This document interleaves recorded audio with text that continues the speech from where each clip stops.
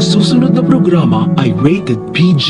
Ito ay nangangailangan ng patnubay at gabay ng magulang para sa mga batang manonood. Sa wakas nasagot na rin ni Mamita ang malaking katanungan ni Lucy na kung paano niya nalaman o kung sino ang nagsabi sa kanya na nagkapalit ang katawan nila ni Farah.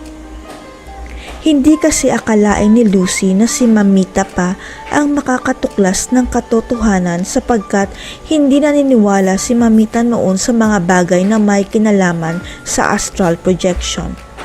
Pero dahil sa pagkadesperado ni Mamita na makausap ang apo niyang si Vince sa kabilang buhay, nakilala niya si Apo Berta subalit ibang bagay pala ang nadiskubre nito. Hindi kasi maramdaman ni Apo Berta ang espiritu ni Vince sa bahay ni Mamita dahil mas malakas ang puwersa ng kaluluwa ni Farah na nasa loob ng katawan ni Lucy. Sa kasamaang palad, pinagbawalan na si Apo Berta na magpakita kay Mamita dahil kay fake Lucy kaya hindi na nakabalik si Apo Berta para ibunyag ang katotohanan kay Darius. Hanggang sa natunto ni Lucy ang kinaroroonan ni Apo Berta dahil sa tulong ni Manang Biring at hindi makapaniwala si Apo Berta na nasa harapan niya ang nasa katawan ni Lucy. Kaya ay pinaliwanag ni Lucy na siya ang totoong Lucy na nasa loob ng katawan ni Farah dahil nagkapalit ang katawan nila dahil sa ginawang ritual ni Aling Belen sa tulong ng libro. Kaya nagmakaawa si Lucy kay Apo Berta na tulungan siyang makabalik sa katawan niya para makasama na niya ang kanyang pamilya, lalong-lalo na ang anak niyang si Cheska. Kaya lang magkakaroon ng problema sa pagbawi ni Lucy ng katawan niya kay Farah sapagkat walang libro sa astral projection si Apo Berta na katulad ng sa angkol ni Lucy.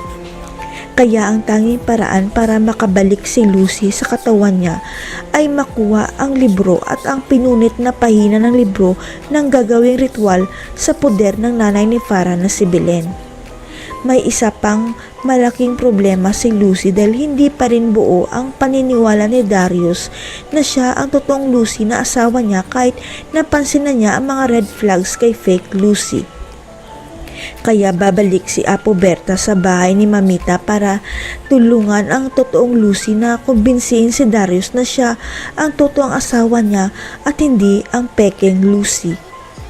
Kaya magwawakas na ang pagpapanggap ni Farah bilang Lucy dahil sa oras na makuha ng totoong Lucy ang libro, siguradong mababawi na niya ang katawan niya kay Farah. Maniwala na kaya si Darius kay Apo Berta na si Farah ang tunay niyang asawa? Magtagumpay kaya ang ritual na gagawin ni Apo Berta na ibalik si Lucy sa katawan niya? Abangan.